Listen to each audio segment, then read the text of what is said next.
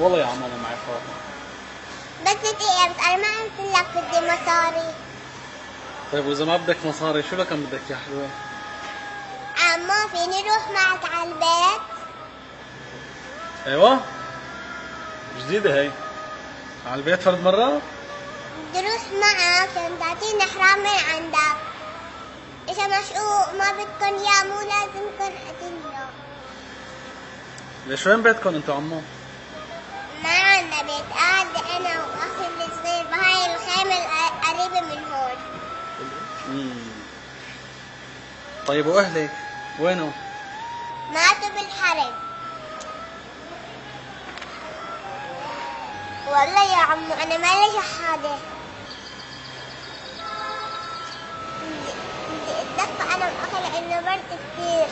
لا حول ولا قوة إلا بالله. ماما قالت لي دير بالي عليه.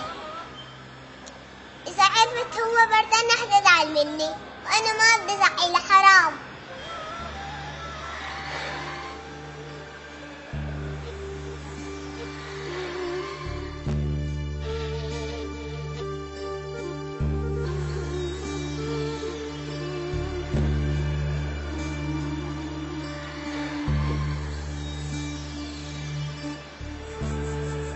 ما يريد إذا بدك خذ حق الحرام.